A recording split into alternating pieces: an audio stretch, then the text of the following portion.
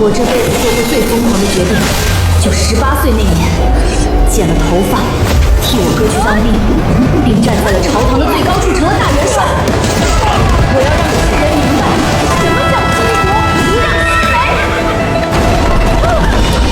眉。军户沈家，男丁即刻复线报到，于其按逃兵论处。大圣军户的规矩，父死子继，胸中并记。可沈家能扛事的男丁早就是个缺。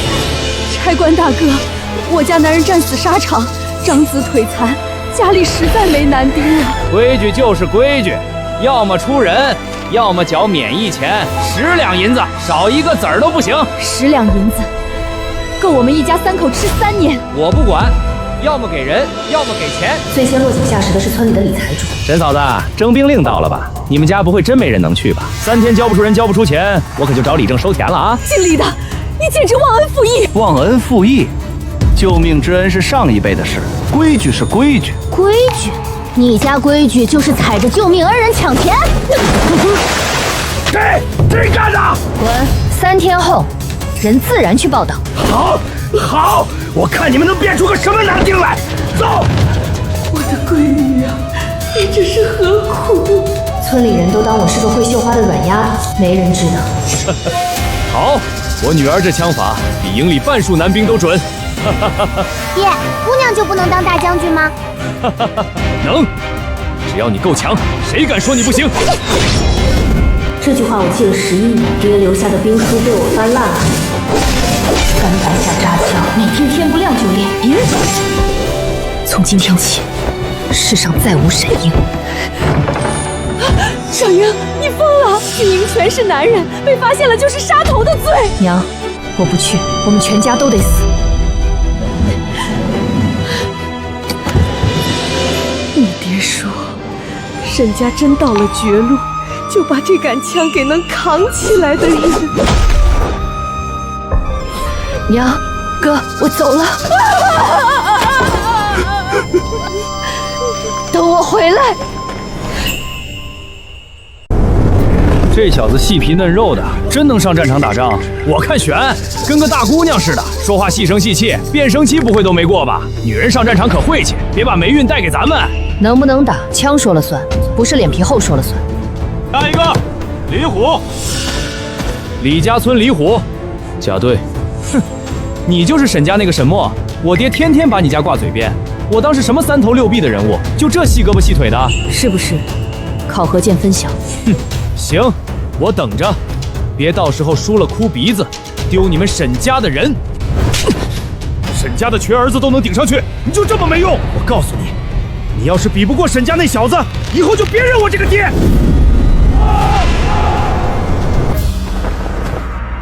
新兵营都是通铺，几十号人挤一间，选最靠边的位置，至少能少半面麻烦。哎，听说营后头有热水塘，晚上粗练完一起洗澡去。去，一身臭汗不洗怎么睡？哎，新来的，一起洗澡去啊，晚了水就凉了。不了，我今天累，想早点歇着。累啥呀？洗个澡才解乏。走呗，一起。真不去了，你们去吧。怪人一个，洗个澡都不去，真矫情，穷讲究。总这样躲着不是办法，但只要还在藏身份一天，就只能忍。睡觉也得穿着里衣，只要脱一件，就有可能露馅儿。束胸很紧，嗓子很痛，我知道这是条不归路，但只有爬得够高，娘和哥才能安稳，所以我要努力往上爬。入营3个月，每月1次枪法考核，我都是第一。军营里枪是不比本能引起的，枪法好坏直接决定能不能活过第1场仗。沈墨，3次考核全中3叠靶，底子扎实，是块当兵的料。从今日起，每日枪法加练，由沈墨带队指导，所有人按他说的练，谁敢不服，加练3个时辰。教头，我们都是同期入营的新兵，凭什么他来教我们？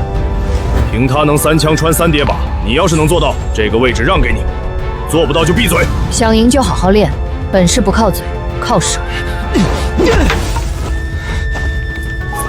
周哥，这点钱你先拿着，公弓箭我从没碰过，以后就麻烦你多指点了。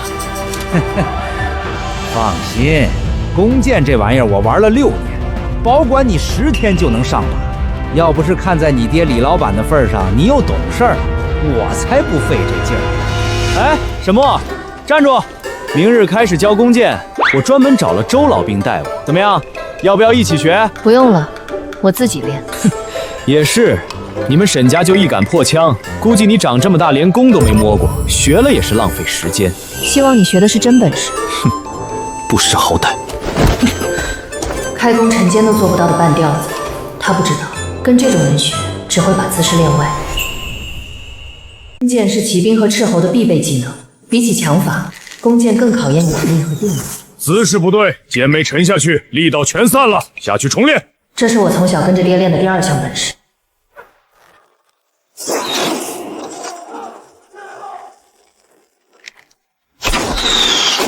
扎进同一个孔里了，这也太准了吧！简直是神箭手啊！这么厉害，先锋营看来一定有他一个名额了。好，沉肩锁腕，撒头干净利落，这准头比营里不少老兵都稳。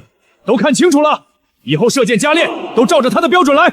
你开弓的时候左肩往上耸，撒放时手腕偏了半分，所以箭总是歪。沉肩锁腕，再试试。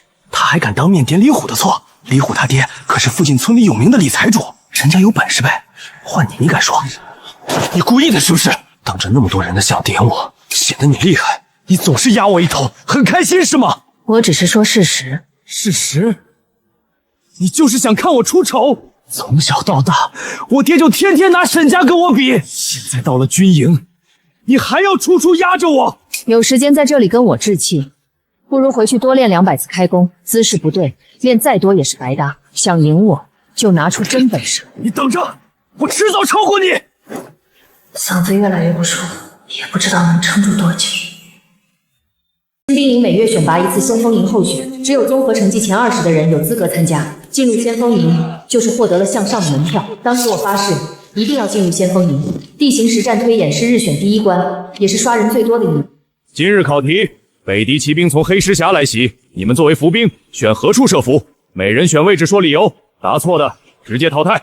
那还用选？山谷啊，谷口窄，骑兵冲不开，堵在里头直接一锅端。兵法上都写了，隘口设伏，事半功倍。对，山谷最稳妥，我也选山谷。哎，沈墨，你枪法剑法好，这排兵布阵的事儿你懂吗？别瞎选个位置，第1轮就被刷下去，那可就丢人了。我选反斜面坡后。反偏面，你躲坡后头，敌人走过去了，你都瞅不见。伏兵，看不见敌人，伏什么？沈墨，说理由，说不通，淘汰。今日西北风3级，山谷是风口，尘土顺着风往外吹，北敌战马鼻子灵，3里外就能闻见生人气道，人藏得住，气味藏不住。反斜面看不见谷口，但居高临下，耳朵贴地，能听出有多少匹马，跑多快。骑兵走山谷必然加速，冲出谷口时阵型最散。我们从坡上冲下去，正好打他们措手不及。有点道理。近日北敌人小动作很多，正好试验一下。一半人跟阿顺去山谷布防，一半人跟沈墨去反斜面设伏。如果探马来了，谁对谁错，自然见分晓。沈墨，等会儿探马来了，你们可别连敌人过去了都没听见。都趴下，别露头，耳朵贴地，听马蹄声。谷里有生人气味道，汉人伏兵，人数还不少。不用撤，点火直接烧干净。山谷枯草多，打他们个措手不及。到时候用人头换军功。再说了，大胜的兵能强到哪儿去？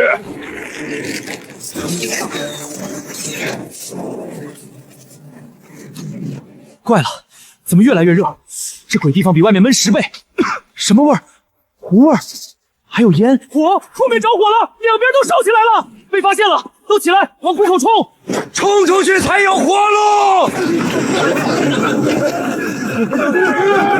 了一个砍一个。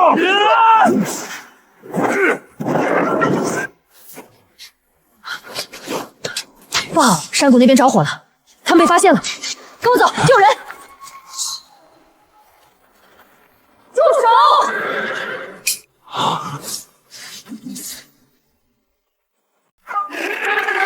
汉人小子，找死！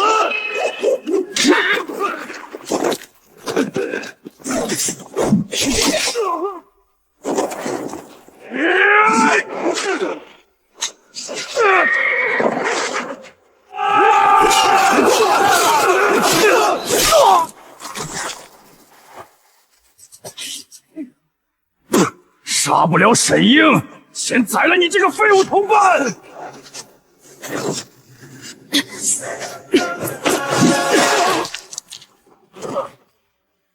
爷们儿，这小子怎么这么能打？是我非要选山谷，是我害死了他们。沈哥，对不起，我不该不听你的，我太自以为是了。先把兄弟们抬回去。沈哥，兵书上写了山谷设伏，我就认为自己一定对。兵书是死的，人是活的，多数人都认得理，不一定就是对的。下次动脑子之前，先动动耳朵，动动鼻子。沈哥，以后我这条命就是你的，是我害死了他们。不是北夷人害死的，你的命是他们救的。该死的北狄人，这笔账我记下了。我阿顺以后见一个杀一个。沈哥，你流了好多血，我去叫医官来。不用，小伤我自己去军事馆拿点药就行，不能让别人碰，脱了衣服包扎，身份就藏不住了。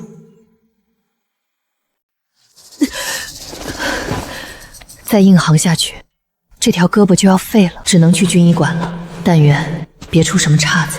那时候我以为整个军营只有我一个人藏着不能说的秘密。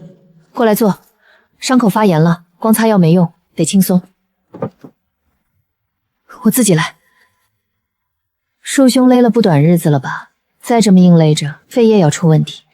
你别紧张，我跟你一样，我爹是这军医馆的老医官，3年前战死了。军营不收女医，我只能扮成男的留下来。你就不怕我告发你？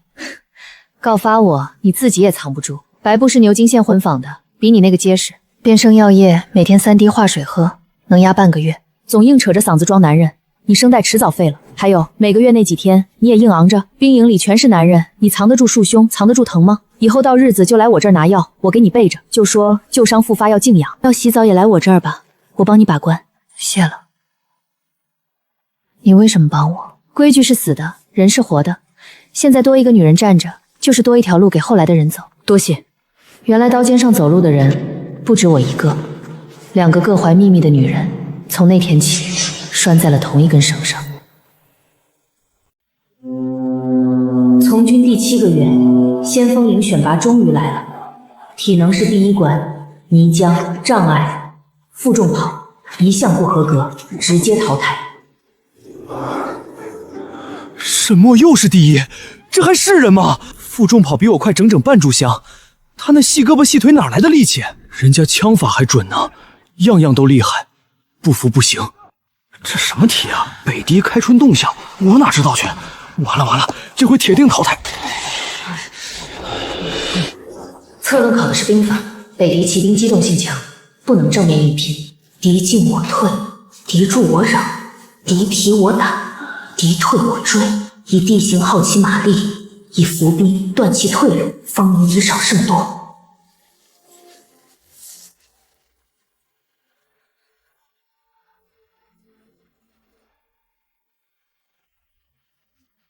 先锋营本次选拔入选第1人沈凌。沈哥，我就知道你肯定行，4项全优，也太厉害了吧！以后就是先锋营的人了，前途无量啊！沈哥以后多带带我们，就是，有空教教我们枪法。沈哥，我就知道你没问题，先锋营第1人，太给咱们新兵营长脸了。成功进入先锋营了，爹，你看见了吗？我不比男人差。先锋营是西北军的尖刀，能进去的都是千里挑一的好手。新兵入营，头一关就是老兵的下马威，过了才算自己人。哟，这就是新兵营选上来的那个细皮嫩肉的，跟个娘们似的，娘娘腔也能进先锋营，到时候上阵杀敌，别吓得尿裤子。腰这么细，不会是麦钩子走后门塞进来的吧？新兵营那点花架子，到了真战场上顶个屁用！老周，你嘴太损了，万一人真有本事呢？嘴这么脏，是平时吃饭不漱口，还是仗打输了全靠嘴找补？是不是花架子？打过就知道。行啊，接得住我30招，就算你过；接不住，哪儿来的回哪儿去，别在这占位置。哟，速度还挺快，光快没用，得扛得住打。好小子，有点东西！师哥小心！糟了，师兄断了！他竟然是……哎呀，别折了，严不严重得扯开才知道。师哥，你怎么样？别硬撑啊！快扶一把，别是断了肋骨，赶紧把上衣扒了看看伤。万一受了伤，耽误先锋营训练可不行。不用，我就是挨了一拳，30招已过，我算过了吗？过了，当然过了。新兵胆子有点东西，能扛住老周这一拳。树兄断了一根筋，再多待1秒，只要有人碰我一下，藏了这么久的秘密就得见光。得马上。沈哥，你慢点，我扶你回去歇着。不用，我自己走。林半夏，只有他那里能去，全营只有他知道我的秘密。哎，束胸断了，这卷比你上次的结实，你先把束胸松了，我看看。震得不轻，肺叶估计受了震荡，3天内不能用力，不能跑，不能跳，真伤重了，以后连枪都拿不动。你个女人在这男人堆里硬撑，图什么？你不是吗？在这里，女人是不能上战场的，但我沈英偏要用这女儿身挣出一个前程。谢了，以后有事喊我。唉，就知道劝不动的。这新兵可以啊，这枪法比营里半数老兵都利索。何止枪法，上次策论考核人家也是头名，校尉都夸他兵法懂行。入先锋营半年，我白天操练，晚上啃兵书。先锋营的赤曹副队长可以有自己的营帐，为了能够隐藏身份，我必须比所有人都强，获得这个名额。少爷，就是他，一个新兵蛋子，天天被人夸上天了。哼，枪法好有什么用？先锋营拼的是综合本事，排兵布阵才是真功夫。泥腿子出身，能读过几本兵书？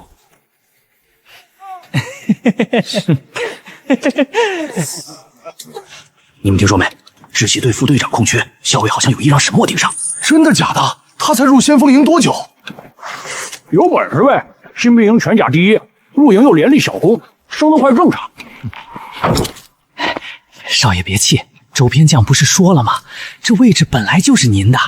不行，我倒要看看他有几分真本事。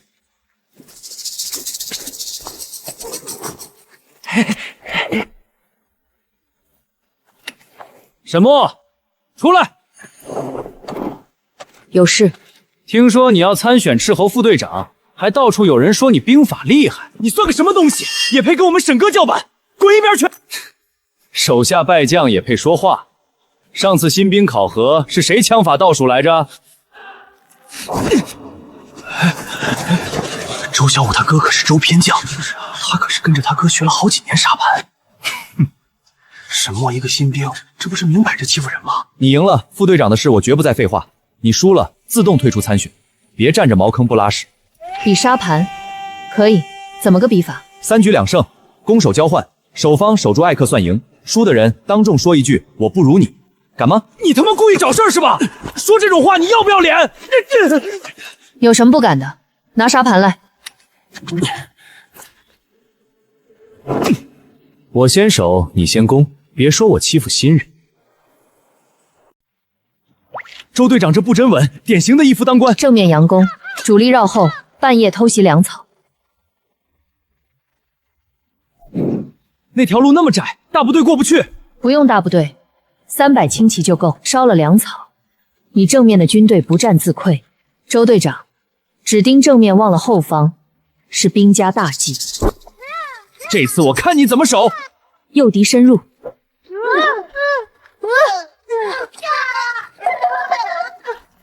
侧翼迂回包抄，断你后路。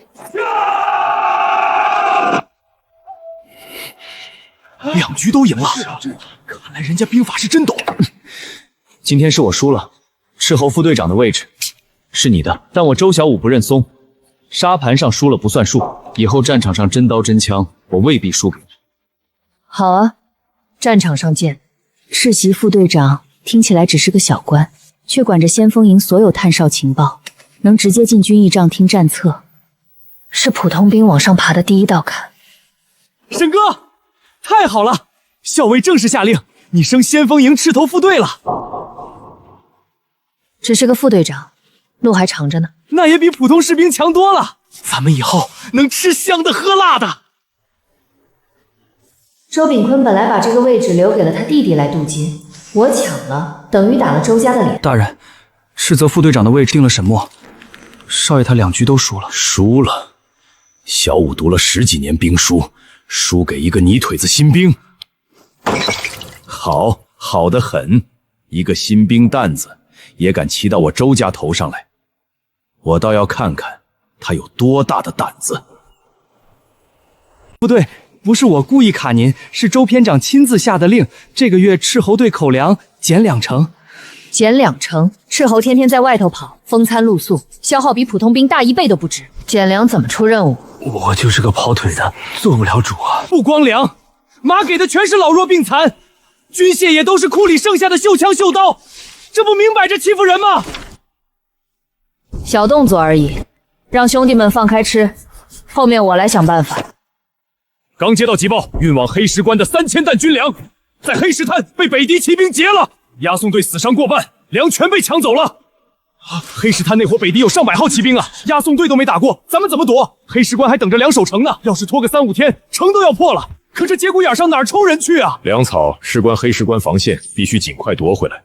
我看斥候队的沈副队长就不错，年轻有为，脑子活，让他去，说不定能出奇制胜。偏将大人，他一个副队长，手下才几10号人，而且都是新兵，怎么对上百骑兵？可大营现在兵力确实紧张，主力都在前线，抽不出人，就让沈墨带20个新兵走后山荒路绕过去，出其不意嘛。可是后山那条路根本没法走。斥候本来就是干奇袭的活，年轻人多历练历练是好事。传令，沈墨率20新兵即刻出发，走后山荒路夺回粮草。20个新兵对上白北街骑兵，泥腿子，我看你这次怎么活？20个人对上百北多骑兵，这不是让我们去送死吗？姓周的摆明了借刀杀人，我找校尉说理去。急什么？为什么不去？这是机会。机会？命都没了，叫什么机会？所有人都觉得必死无疑的时候，才是最容易赢的时候。周偏将想让我死在黑石滩，我偏要带着粮草活着回来。等着吧，我不会让大家挨饿的。副队，这路真能走吗？我往下看一眼就头晕。跟紧我，抓着草根走，别往下看。天亮前必须摸到黑石滩后山，踩着我的脚印走，别慌。沈副队，真绕过来了，他们半点察觉都没有。所有人听好，布条绑树枝当旗子，铜锣拿出来。等我号令，一起敲锣呐喊，往山下滚石头，只喊不冲，谁都不许漏。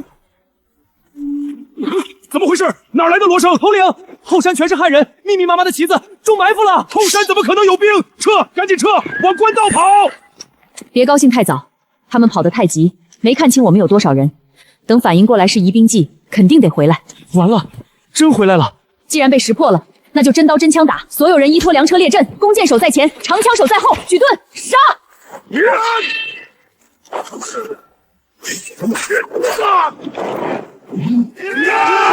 臭小子，我杀了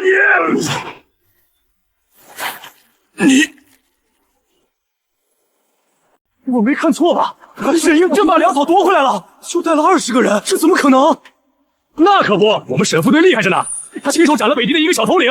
20个人对上百骑兵，无一战伤亡，全虚全也回来了。粮草也叫了好几个队的人，全都运回来了。斩了敌手，我的天，这也太猛了吧！之前还有人说人家是走后门的新兵蛋子，这下脸都打肿了，以后赤旗队可惹不起了。报，沈副队带着粮草回来了，全回来了，无一战伤亡。是。沈副队先用疑兵计吓跑敌军，被识破后正面硬扛，还亲手挑了北敌头领。偏将大人，这可是大功啊！20人夺粮，还斩了敌手，太给咱们先锋军长脸了。您看这功劳怎么算？是不是该升一升？确实是个人才，该赏。末将沈墨，幸不辱命，粮草全数夺回。起来起来，立了这么大的功，想要什么赏赐，尽管开口。末将别无所求，只求斥候队的口粮恢复原额。兄弟们天天在外头跑，风餐露宿的，吃不饱没法出任务。那怎么成？饭当然要吃饱，这是应该的，但赏赐也不能少。你这功劳，别说升个正队长，就是升百户都使得。就按你说的办。传令，沈墨夺回粮草，镇斩敌手有功，升任斥候队正队长，记3等功一次，赏银50两。斥候队口粮军械，一律按先锋营顶配发。谢将军。你腿子命怎么这么硬，这人都弄不死他。沈墨，我哥做的事儿我听说了，对不起。你是你，他是他，这不关你的事。沈墨，我确实不如你。没想到你看着人挺瘦，这么能吃啊！就是比我这个5大3粗的都能吃。废话，不吃这么多怎么上阵杀敌？我们副队可是能斩北敌小头人的人。沈哥，家里捎来的信，捎信的人说10万火急。以前在家，我娘还总瞅我吃得多，不像个姑娘家，怕以后嫁不出去。没想到现在饭量大，反倒帮着藏住了身份。就在我以为赤旗队的日子渐渐稳住，能一步步往上爬的时候，家里的这封信把一切又拉回了悬崖边。信是母亲口述，哥哥改写的。李财主带着人去了县城征兵处，3番5次翻沈墨的档案，还回村里搜出了我小时候的裙子和绣花鞋。逢人就说沈家的儿子不对劲，再这么查下去，我的身份迟早会露馅。3等功，斥候队长，这些还不够让李家投鼠忌惧。我需要更大的功劳，大到全军震动，大到连将军都要倚重我。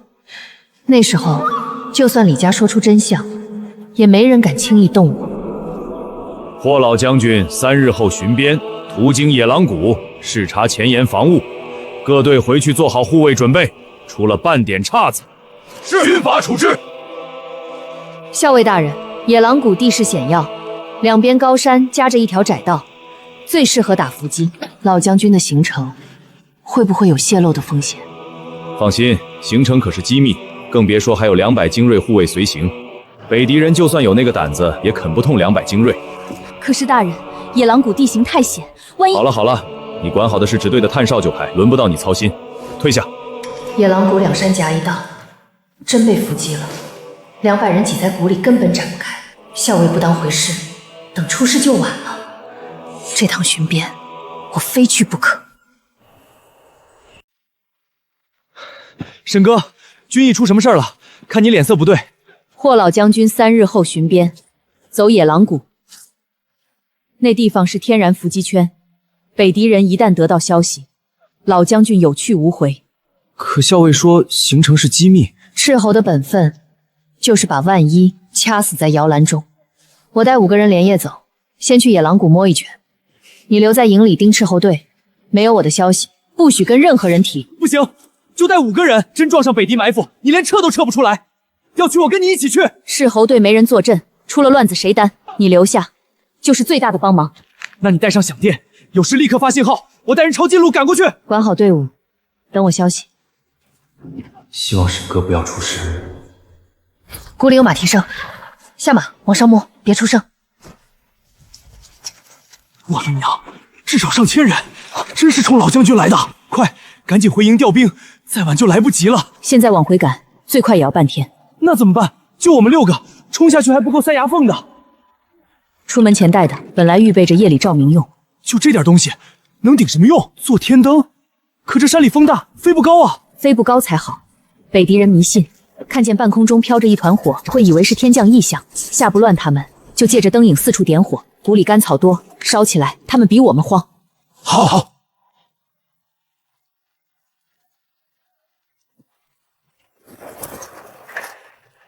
这地方地势太险，传令，加速通过，不许停留。是，全军加速。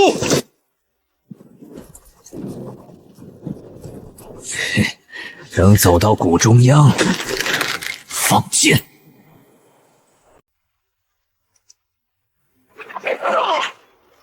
列顿，护住老将军！霍老匹夫，今日你就埋骨在这野狼谷吧！点天灯，放！天上那是什么东西？天火，这是天降不祥之兆！慌什么？都是汉人搞的鬼！给我继续冲！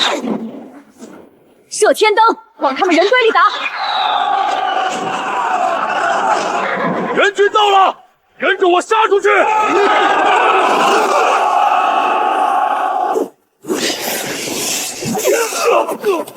霍老将军，往东侧突围，这边我给你撕开门口了。老将军，东侧有人接应我们。好，全队往东侧冲！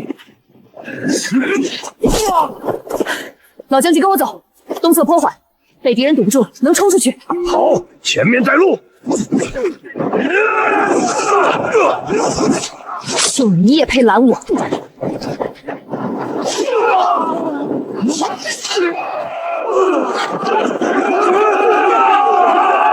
趁现在冲出去！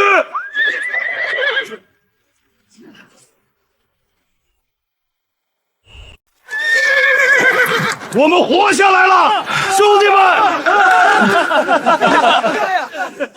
跟我回去。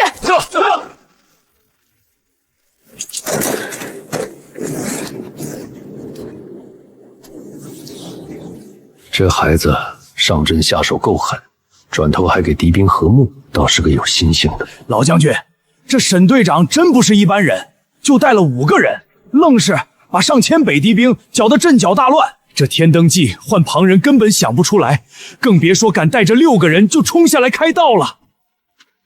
回老将军，我部6人都没事，谷口伏兵已经打散跑了，要不要派人追？您发话。好，好样的，真是英雄出少年。今天要不是你提前摸过去临危应变，老夫这条命就真撂在野狼谷了。走，先回营。野狼谷遇伏这事儿，斥候队沈墨提前探到敌情，用天灯计乱了敌军心，又冒死冲开一条路接应老夫，当即首功。这杆银枪跟了我30年，南征北战斩过北敌3个千夫长，今天赐给你。另外，升沈墨为副百户，以后军议仗你也过来听。年轻人好好干，你的路还长着呢，别糟蹋了这身本事。末将谢老将军赏赐，绝对不辜负您的期许，守好边关，杀尽北敌。这么年轻就升副百户，还能直接进军议帐？哼，快什么？人家可是实打实救了老将军的命。也是，有勇有谋，是个好苗子。一个泥腿子出身的斥候也配进军议帐？走着瞧，我倒要看看这位置你坐不坐得稳。我生来就是高山而非溪流，我寓于群峰之巅，俯视平庸的恭贺，从军2年零3个月，从今天起，再也没有什么能挡住我往上走。这西北边关，我总要站到最高处去。张家村那边打听实了，军营里那个沈墨真是沈家丫头假扮的。回老爷，沈家儿子腿缺，连门槛都迈不出去，怎么可能当兵？替他去的就是二丫头沈英，瘦瘦高高的，跟他爹年轻时候一个模子刻出来的。好得很，女扮男装混进军队，那可是欺君罔上的大罪，满门抄斩都不为过。沈家，你们也有栽在我手里的这天。等我把这封信递到县衙，沈家一砍头，那几10亩军田就全姓李了。在村子里仗着资历老，压了我李家这么多年，终于让我抓住把柄了。沈家的好日子到头了。老爷，不好了，出大事了！慌什么？天还能塌下来不成？喊捷报呢，说沈家那个始末在西北救了霍老将军的命，连升3级，直接封副百夫长了，还赐了银枪。全军通令表彰，副百提长，他一个丫头片子怎么可能？千真万确，一族亲口喊的，全村都围过去看了，现在正往沈家去道喜呢。老爷，那咱们现在怎么办？不行，现在绝对不能说。他刚救了霍老将军，正是风头最盛的时候，我这时候去告发，就是打霍老将军的脸。该死，偏偏赶在这个节骨眼上升官。先忍着，等他风头过了，等霍老将军对他那点新鲜劲儿散了，到时候有的是法子慢慢收拾他。沈嫂子，大喜呀！天大的喜事儿！他大人，什么喜事儿？是不是是不是木儿有消息了？可不是嘛！你家木儿在西北立大功了，救了霍老将军的命，直接升了副百夫长，全村都传开了，一族刚走。我还得去别家报信儿去，你们家这回可是真熬出头了。好啊，出息了。可这孩子一个人在那边得吃多少苦啊！刀枪无眼的，万一有个好歹。妹妹替我扛了这么久，替我去吃那份苦，如今总算熬出头了。娘，妹妹厉害着呢，爹在天上看着，也会为她高兴的。北狄先锋已经过了黑石岭，下一个目标铁定是黑石峡。诸位都说说，这仗怎么打？沈英，你来说说。回老将军，属下觉得不用守。黑石峡地势狭长，两头窄中间宽，正好用来打伏击。北狄远道而来，就想着速战速决，我们正好顺着他们的意思来。这边和这边埋伏弓箭手和滚石手，正面派小队佯败，把他们往峡谷里引。等全部钻进来，两头一堵，箭雨加滚石往石往下砸，他们想撤都撤不出去。好，正合我意。这一仗就由你全权指挥。又是他，一个才升上来的副百户，军艺上也敢讲话。放箭！滚石！杀！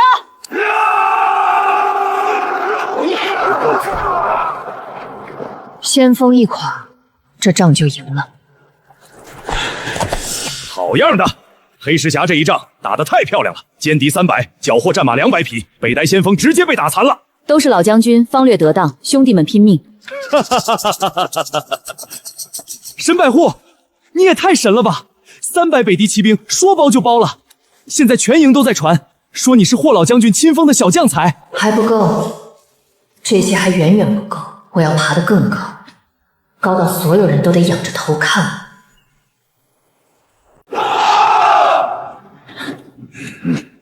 沈百户带兵真有两下子，这才练了多久，队伍就这么齐整？不光带兵，打仗更猛。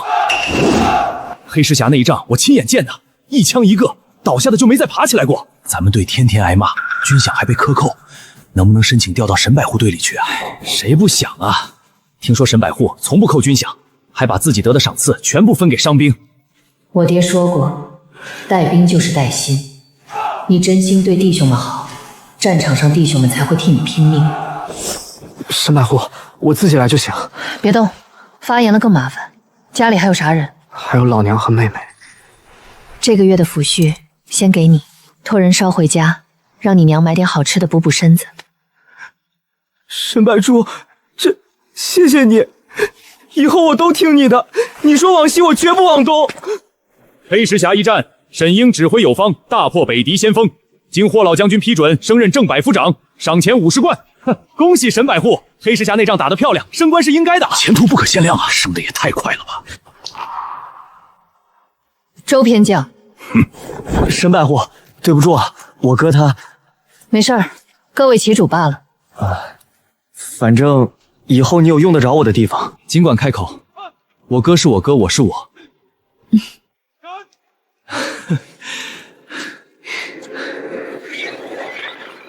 居然升到正百户长了，再这么下去，他就要骑到我头上来了。不行，我绝不能让他好过。大人，要不咱们查查他底线？查过了，就是乡下农户出来的穷小子。是人就有弱点，我就不信他能一直这么顺。老爷，都打听实了，西北军营有个周偏将，跟沈墨处处不对付，就等着抓他把柄呢。好，真是天助我也！我正愁没人递这把刀呢。走，我亲自去一趟西北，把这封信当面交到周偏将手里。爹，你怎么跑这儿来了？废物，人家都升百夫长了，你还是个垫底的小兵，我怎么生了你这么个没用的东西？可他确实厉害啊！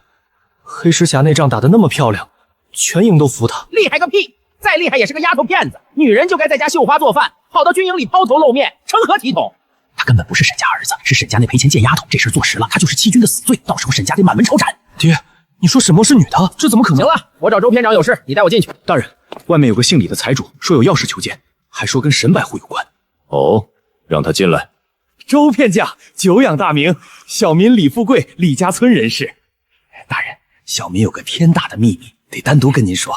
大人，先锋营那个沈墨沈百户根本不是男人，她是个女子，女扮男装混进军营的。当真？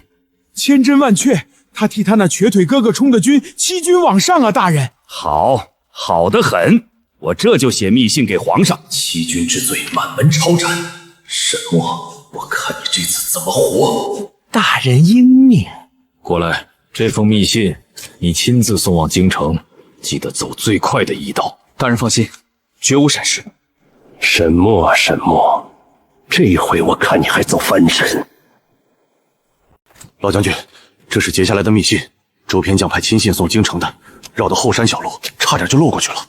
老将军，这信上说的能是真的吗？你跟我多少年了？回老将军，整30年了。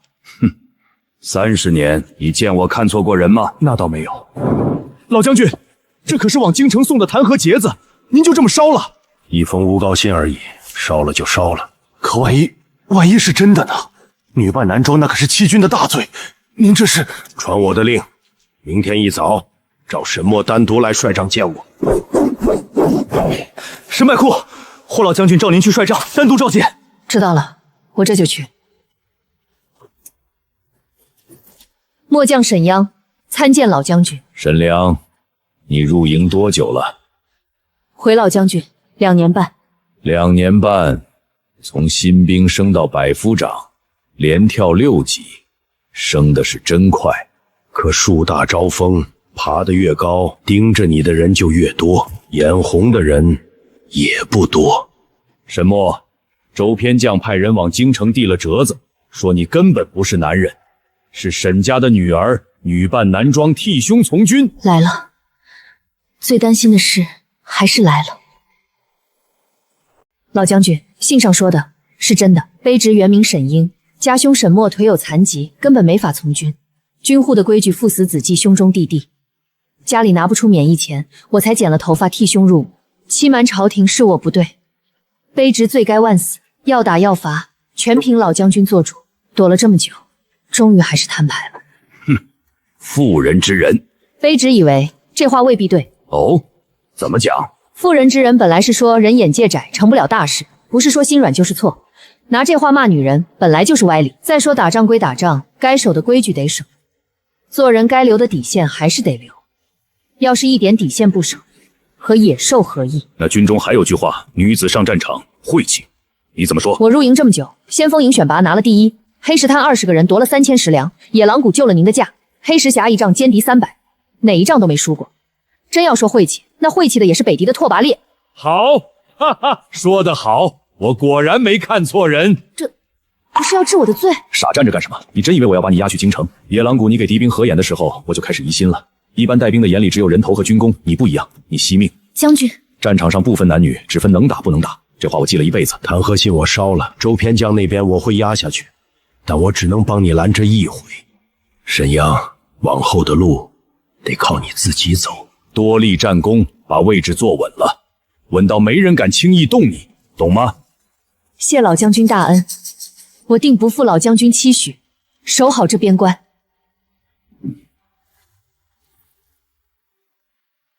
藏了这么久，今天第一次在旁人面前摊开，但这只是个开始。总有一天，我要凭自己站到最高处，让所有人都看看，女人一样能上阵杀敌，一样能撑得起这片天。又过了1年半，我凭着几场大小仗的功劳，从百户升到了千户。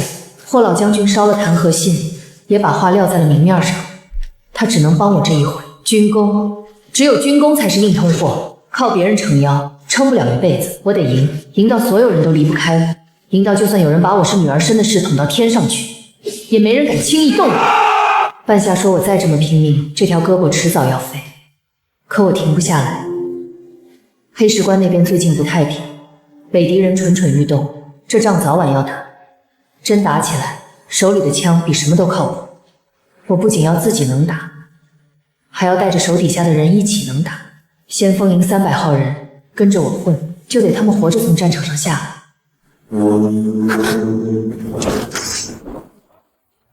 被敌人偷袭，所有人拿上兵器，跟我上城！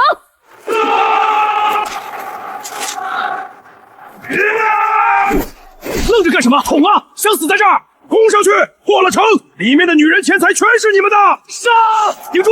都给我顶住！援军马上就到，谁退一步，军法处置！这下完了。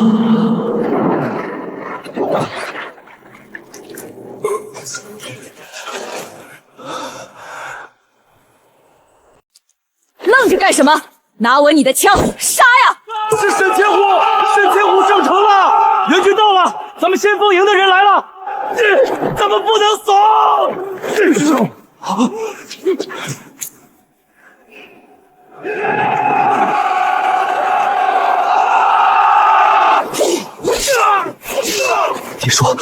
爹说她是女人，怎么可能？开城门！我带骑兵冲出去，两面夹击！杀！跟着我冲！分兵，快分兵挡住他们！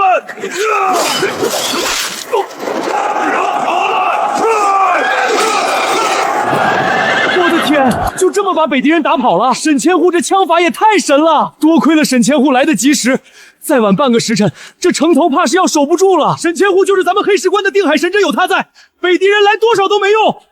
都是弟兄们拼命拼出来的。沈千户威武！沈千户威武！伤亡统计一下，伤兵优先送医馆，阵亡的弟兄厚葬，抚恤双倍发。爹错了，不管沈墨是什么人，他就是很厉害。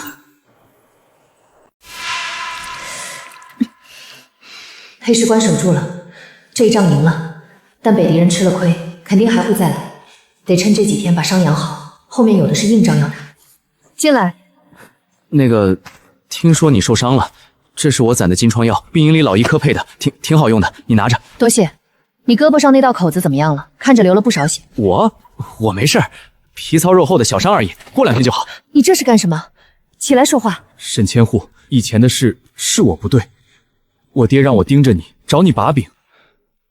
我虽然没真做什么，但也没少跟你对着干，阴阳怪气说过不少混话。今天要不是你，我这条命就交代在这儿了。救命之恩，我记下了。起来吧，都是同袍，我们还是同乡，上阵杀敌，互相照应是应该的。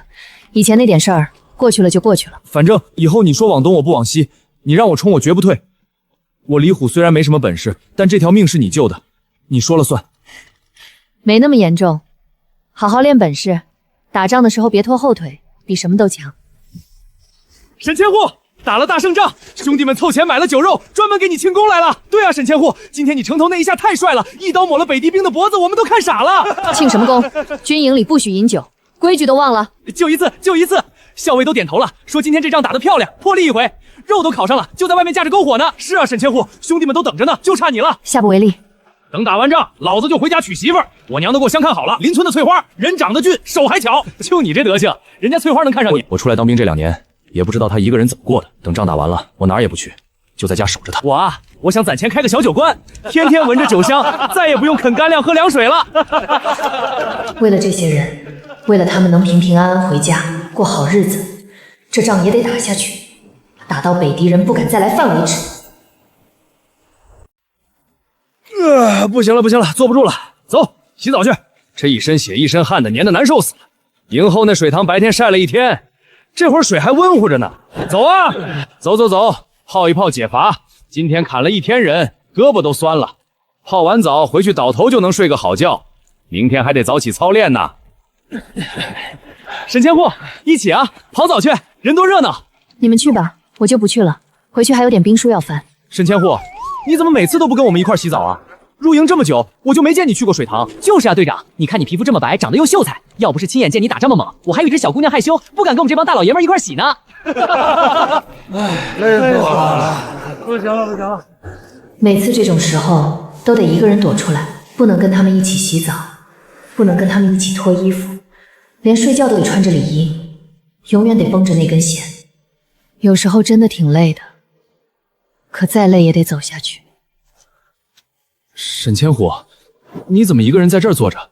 他们都去泡澡了。人多吵得慌，出来透透气。吹吹风，清醒清醒。沈墨，怎么了？有话直说。你到底是男是女？我就是随便问问。我爹跟我说了，说你哥腿瘸了没法参军，你是女扮男装替你哥来的。我本来不信的，可后来我发现你从来不和我们一块洗澡，就算擦身子也总往军医馆跑。我就是瞎琢磨，没跟任何人说过。不是女子如何？是女子又如何？是男是女，这么重要吗？怎么吓到了？没有，绝对没有。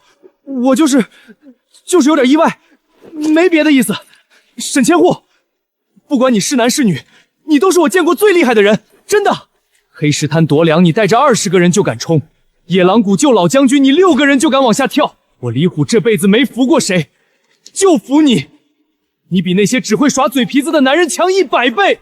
行了，别嚎了，大男人哭哭啼啼像什么样子？你的心意我领了，不过这些话以后别再说了。今天黑石关要不是你，城都破了。这些事换营里哪个人能做到？我爹从小就骂我没用，说我不如沈家儿子，说我干啥啥不行。我活了20年，从来没人正眼看过我，只有你。上次操练你还指点我枪法，长这么大我第一次觉得自己不是个废物，第一次觉得我也能行。以前我爹总说男人就是比女人强，可我现在才知道，强不强的跟是男是女根本没关系。你比我强，比营里所有人都强，你敢拼，有脑子，还护着弟兄们，这些比什么都重要。所以不管你是男是女都不重要，我只知道你是我最佩服的人，以后我就跟着你混，你去哪儿我去哪儿，你让我冲我绝不后退。行了，别动不动就跪，男儿膝下有黄金，起来说话，好好干，以后有的是仗打，有的是立功的机会，跟着我不会让你吃亏。好。怪了，折子都送出去这么久了，按日子早该到京城了，怎么一点动静都没有？就算皇帝不信，总该有个回函吧？这么悄无声息的，算怎么回事？不对，不对劲！大人，查到了，咱们派去送信的人在黑石岭被帅府的亲卫拦下来了。霍老将军的人亲把信直接拿走了，还说老将军已经能知道这事儿了。被劫了！这个霍老匹夫，一而再再而三的护着那丫头片子，到底想干什么？不对，霍老将军不惜劫朝廷的折子也要保他。难道他早就知道那丫头是女人？明知道是女扮男装还往军仪帐里塞，还让他带兵，这不是胡闹吗？大人，这话可不能乱说。乱说？等我把证据递到皇帝手里，看他还能不能蹦跶。女人败兵，自古以来就没这个道理，否极司晨，迟早要出大乱子。不行，我不能就这么算了。老东西在西北一手遮天，还能管到京城去？这次我不走驿道了，绕开西北走商路南下，直接托宫里的熟人把折子递到皇帝手上。我就不信，连皇帝也会护着他。沈墨，这一回，我看谁还能救你。老将军，周偏将又派人送信去京城了。这次走的是商路，扮成了马队的人，绕开了我们所有的关卡。等我们得到消息的时候，人已经出了西北地界，拦不住了。拦不住就不拦了，该来的总会来，躲是躲不掉的。老将军，这要是真到了皇帝手里，可是欺君之罪啊！按律那是要满门抄斩的。沈千户他还那么年轻，又立了那么多功。皇帝不是昏君，不会只听一面之词，是非曲直他自有判断。你立刻备快马，把沈墨入营以来的战功册、李次军报，还有我这封亲笔信一起快马送往京城。走最快的驿道，换马不换人，一定要比周偏将的信先到。是，属下这就去办。现在就看沈英这孩子能不能扛过这一关了。沈千户，周偏两那边最近动作频繁，今早又派人出营了，你可得小心点，我估摸着没好事儿。我知道了，没事，兵来将挡，水来土掩，该来的总会来。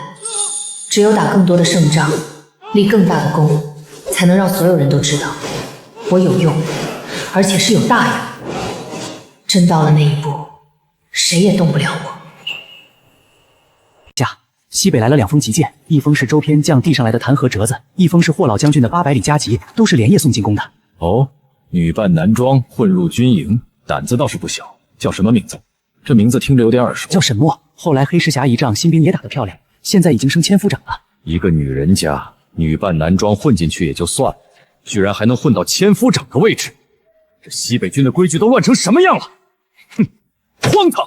边疆重地，军营是什么地方？是枪无眼拿命拼杀的地方。陛下息怒，陛下，霍老将军也递了急件过来，要不您先看看老将军怎么说？他能怎么说？无非是想替那丫头求情。霍老将军也是，这么大的事儿居然瞒着不报，真是越老越糊涂。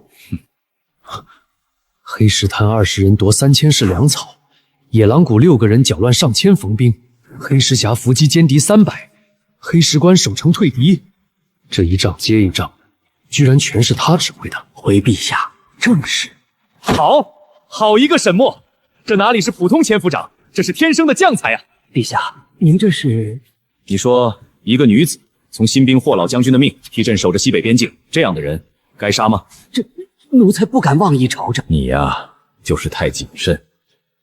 背敌扰边10年了，朕换了3任统帅，花了那么多银子，都没解决根本问题。好不容易出了个能打的，居然还是个女子，有意思，真是有意思。这事先压着，秘而不发，就当朕没看过这封折子。陛下，这可是欺君之罪啊！就这么压了，万一传出去……哼，欺君？他替朕守着边境，护着百姓，打了那么多胜仗，别说女扮男装，等他真把北狄打服了，朕亲自给他证明又何妨？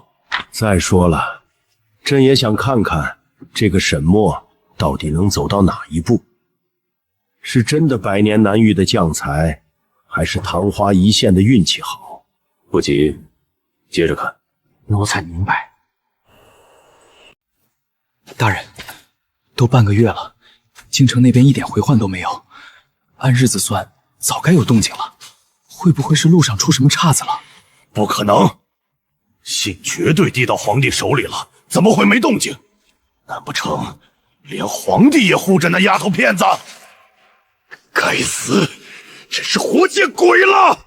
一个丫头片子，怎么命就这么硬？新兵营弄不死他，黑石滩弄不死他，连弹劾折子递到皇帝跟前都没用。会不会是霍老将军那边也递了折子，帮着说话了？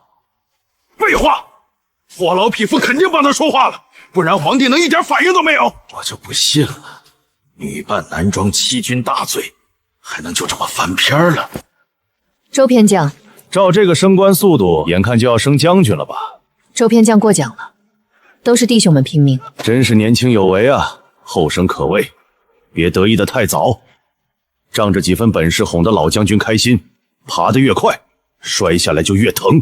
是狐狸总会露出尾巴的。你放什么狗屁？有话明说，天天背后搞小动作，也不嫌臊得慌。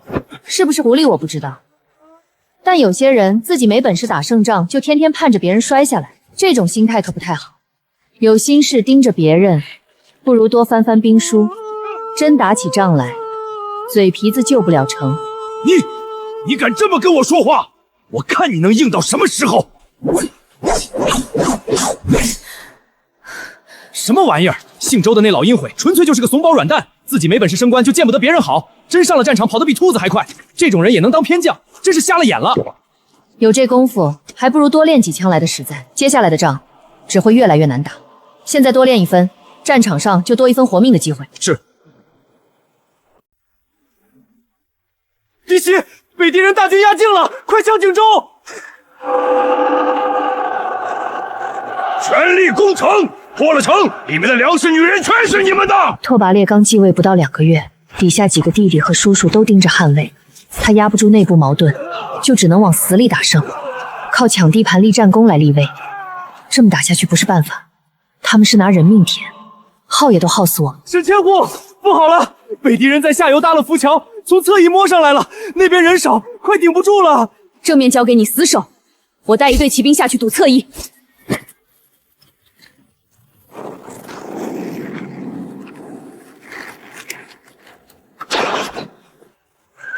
小心身后！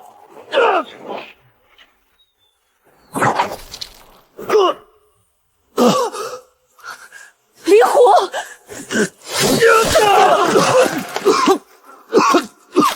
我没事，千户你小心前面，别分心。你撑住，别说话，我带你回城。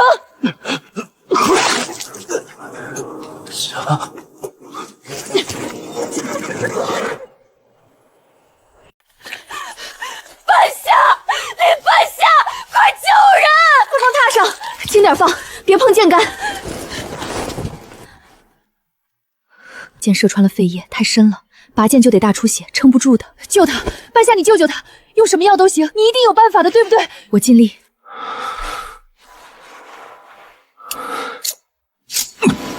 你先出去等着，我要清仓，忍着。老子不怕疼。别逞强，省点力气。千虎，我没给你丢脸吧？没拖后腿吧？没有，一点都没有。你打得特别好，你是最棒的先锋。千虎，不管你是男是女，我都佩服你，跟性别没关系。你就是你，是我长这么大最佩服的人。千虎，替我守住边境，还有，别告诉我爹我是怎么死的。我答应你。他会难过的。你的梦想一定能实现，以后姑娘家想当兵，他们一定也能像你一样。一定会的。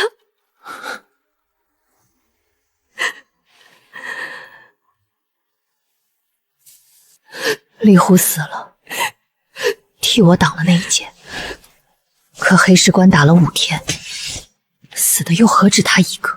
北敌人一天不退，这样的悲剧就不会停。总有一天，我要让北敌人再也不敢踏过边境一步。死守，死守！再守下去，粮草就见底了。必须得派人突围求援，不然等粮尽了，不用北敌打，我们自己就先垮了。突围？外面围着3万北敌兵，怎么突？城里的伤兵一天比一天多，药材也快用光了，再拖下去，没战死的也得病死。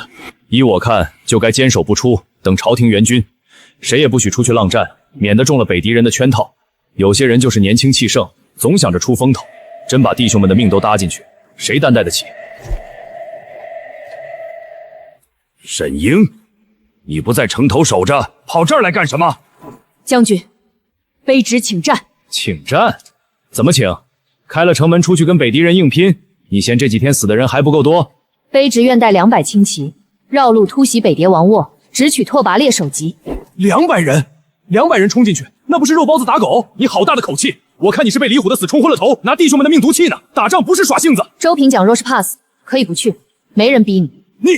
你说谁怕死？200人太少了，王帐守卫森严，不是普通营帐。你打算怎么打？我把北敌的布防摸得一清二楚，王帐在黑沙山后面，正面全是重兵，侧翼却挨着一片流沙地。北敌人认定没人能从流沙地过，那边守卫松得很。我带200轻骑，半夜从流沙地绕过去，直接摸进王帐。拓跋烈一死，北敌人群龙无首，几个王子本来就不和，到时候自己就乱了，自然会退兵。流沙地，进去就陷住了，连人带马都得埋里头，简直是天方夜谭。哼！流沙地只有表层是松的，下面有硬土层。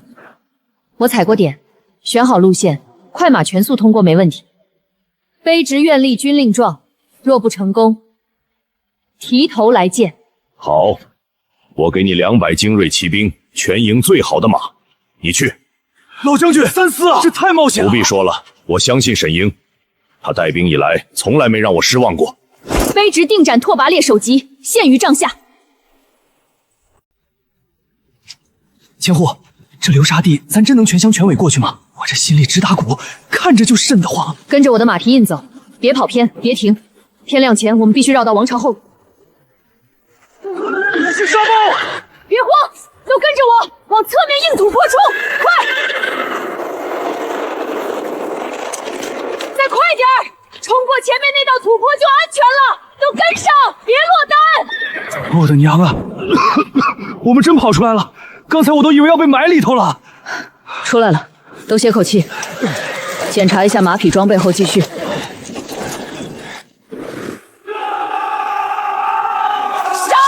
直取王帐！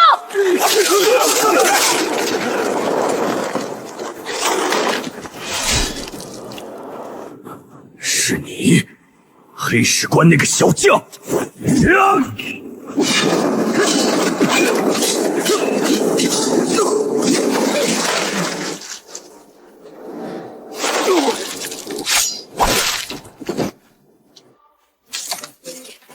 拓跋烈已死，投降不杀，顽抗者同此下场。大圣将士在此祭天。北敌犯我边境10年，烧杀抢掠无恶不作。今日斩其王首，平定边患，告慰所有阵亡弟兄在天之灵。二王子，不好了，王昭被袭，大王他战死了。什么？我哥死了？怎么可能？王昭那么多亲卫，是真的。大圣的人从流沙地摸过来的，现在人头都挂旗杆上了，剩下的人全降了。咱们要不要点兵杀回去报仇？报个屁的仇！脑子被驴踢了。大哥死了，几个王子肯定要抢汗位，我不赶紧回去争，留在这儿等着被大圣包饺子，慢一步被大圣追兵咬上，谁也别想活！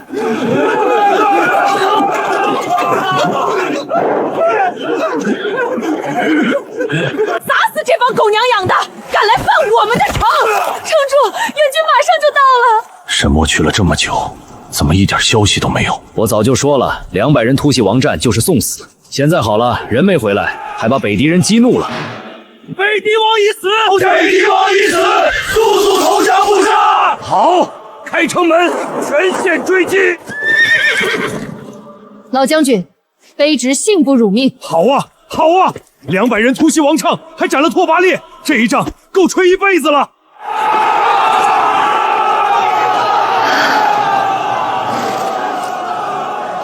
我们赢了。好一个沈墨！200轻骑突袭王帐，阵斩拓跋烈，平定10年边患。我大圣有如此将才，是朕之幸，更是天下百姓之幸。陛下洪福齐天。传朕旨意，沈墨平定边固有首功，擢升正三品云英大将军，将金1000两10亿千户。传旨霍老将军，让他带着沈墨班师回朝，朕要亲自接见这位少年英雄。这封号怎么听着倒像是女子的名号？是啊，寻常武将封号都是威勇、烈这类刚硬的字，云灵2字偏柔，倒是少见。管他什么号呢，能打胜仗就是好将军。女子又如何？这样的将才100年难遇。等他回京，朕倒要亲眼看看这个传说里的女将军到底是个什么模样。奉天承运，皇帝诏曰：沈墨智勇双全，屡建雄功，率200轻骑深入敌营，阵斩北狄王拓跋烈，平定10年边患，善金1000两，10盐千户。钦此。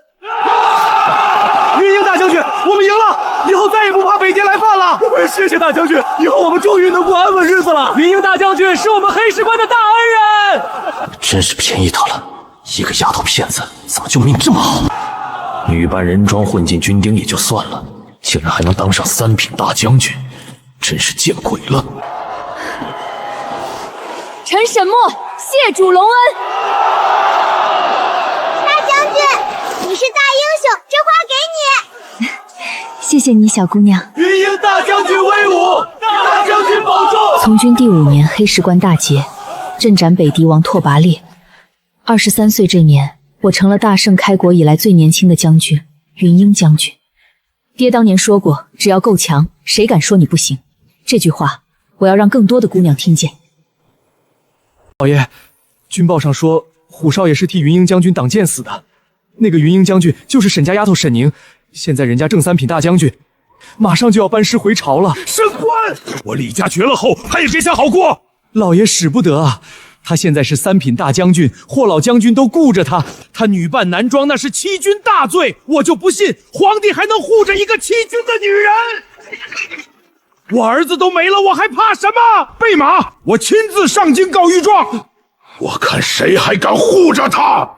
好家伙，沈墨真有出息，都当上大将军了，还斩了北狄王，咱们村出大将军了。高兴什么？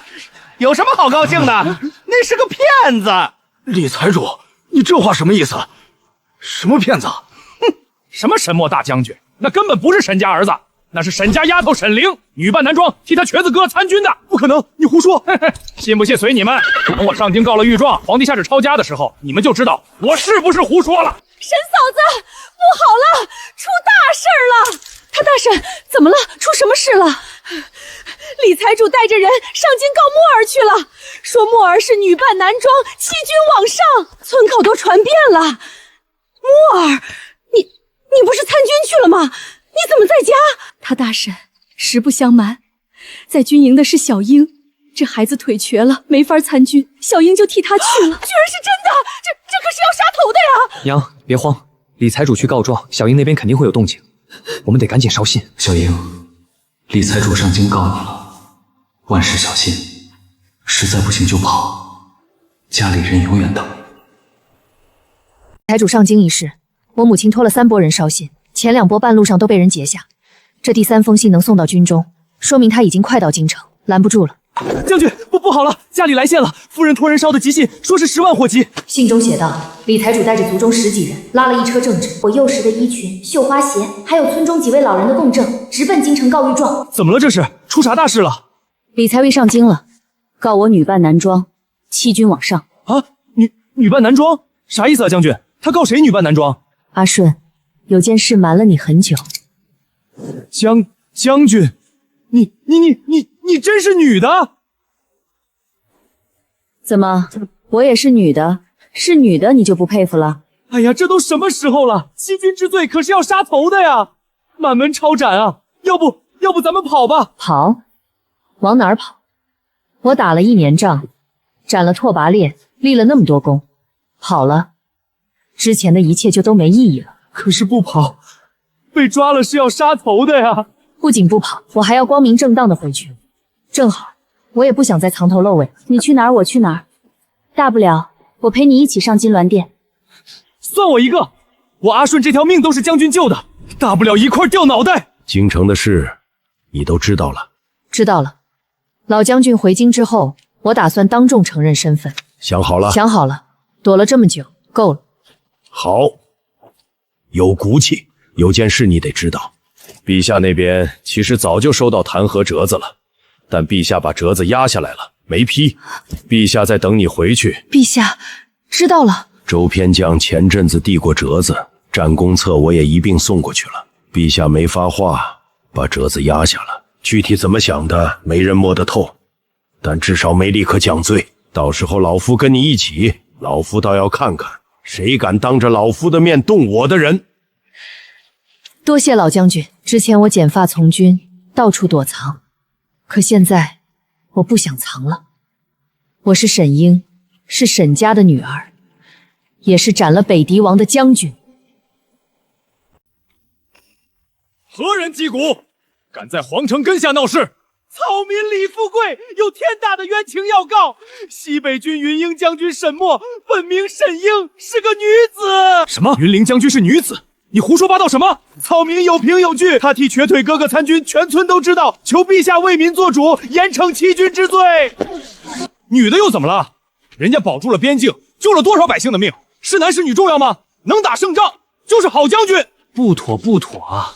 女子从军有伤风化，不合祖制。合不合的？北狄打过来的时候，你怎么不说不合？大人，有人敲登闻鼓，告云英将军沈墨是女子，满朝都传开了。有这种事？霍老东西护了这么久的宝贝疙瘩，居然是个女子，太好了，真是天助我也！霍震霆把持西北军这么多年，我一直扳不倒他。这回他的人出了这么大纰漏，我看他怎么护。大人的意思是，咱们趁机明天早朝，我带头上书，就说女扮男装欺君罔上，扰乱军心，请求陛下下旨将沈英押解回京严办。陛下，臣有本奏，昨日有人敲登闻鼓，状告西北军云英将军沈墨实为女子，女扮男装，欺君罔上，秽乱军营，此乃滔天大罪，请即刻将其押解回3堂会诊，从严发落。请陛下彻查，女子带兵自古未有。吵完了。陛下，此事关乎国体，关乎祖制，万万不可姑息啊！女子败兵，否击私臣，此乃亡国之兆。哦，你的意思是朕的大赦这要亡国了？臣不敢。传朕旨意，沈阳身份之事，等他回京之后，朕亲自问他，自有决断。退朝。一群老缘故，难道都忘了朕的太祖母当年是怎么跟着太祖皇帝打江山的？陛下息怒，王大人他们也是手里心切。算了，等他到了再说吧。哎，你听说没？咱们云灵将军好像是个女的，京城都有人告御状了，扯犊子呢。将军黑石关城上单枪匹马冲阵，一枪挑了北狄百夫长，那力道女人能有？哎，真的，你想啊，入营这么多年，谁见过将军跟咱们一块洗澡？女人怎么了？斩拓跋烈的功劳还能假了不成？不成不行，这欺君之罪该不会连累我们吧？是啊。哎呦，这不是云灵大将军吗？哦，不对，如今该叫云灵大姑娘才对。藏了1年，藏的可真深啊！有本事战场上见真章，背后嚼舌根算什么东西？急什么？我又没说你。怎么，你这么护着他，你是他什么人啊？贴心小跟包，还是他藏在帐里的小白脸啊？我撕了你的嘴！没大没小的东西，也配跟我动手？周偏将就是这么做事的。怎么，我要是你啊，趁早自负请罪，说不定还能留个全尸。细皮嫩肉的，难怪霍老将军这么护着。就是不知道护的是将军呢，还是美人啊？周偏将，嘴巴放干净点。怎么，说到痛处了？再说一个字，我不介意拿你祭枪。女子又怎么了？你没娘吗？你强词夺理！女子从军就是不合规矩，就是秽乱军营。自古以来哪有女人带兵的道理？规矩？什么规矩？军规20条，哪一条写了女子不能当兵？你给我找出来。这是祖制，是常理，还用写在军规里？祖制？黑石滩夺粮，我带20人冲百旗，是组织帮我冲吗？黑石关守城，难道也是组织替我守的？拓跋烈是组织让他死的吗？你目无尊长。周偏将，你在军营待了10几年，打过几场硬仗，斩过几个敌将，你守不住的城我守住了，你打不赢的仗我打赢了，现在你跟我谈规矩？军中操练时间，你擅闯先锋营校场，当众侮辱主将，扰乱军心。按军规，该打20军棍，要不要老夫替你执行？末将不敢，末将一时失言，这就告退。诸位弟兄，流言说的是真的，我沈英确实是女子，女扮男装替兄从军，我认。什么？将军居然真的是女人？但我问心无愧，我对得起这身盔甲，对得起死去的弟兄，对得起边境的百姓。觉得我不配当这个将军的，现在就可以站出来。我服！黑石关，我差点被北敌兵砍了，是将军冲上来救的我，救命之恩，不管将军是男是女，我阿顺认一辈子。野狼谷要不是将军开路，我这条命早丢在谷里了。将军护着弟兄们，我们就认将军，能打胜仗就是好将军。诸位，听我一言。不会，临沂关也有事儿吧？我也是女子，林半夏，女扮男装在军营当军医，已经3年了。什么？林神医也是女的？之前给我沈将军是女子又如何？这3年，多少伤兵是我从鬼门关拉回来的，就因为我们是女子，之前的功劳就都不作数了。不容易啊，2个姑娘家在军营藏这么久，一个打仗，一个救人，换我做不到。多谢诸位弟兄信任，回京之后，是生是死我自己担着，但在那之前，班师回朝，该怎么走还怎么走。全军听令，收拾行装，3日后班师回京。是将军。我看见大旗了，终于回来了！公主，你小心一点，要是被王大人看到了，又要说你了。谁理他那个守旧的无礼老头？等会儿他一到御台前，咱们就冲出去喊，越大声越好，把事情闹大，让全京城的人都知道她是个欺君的妖女。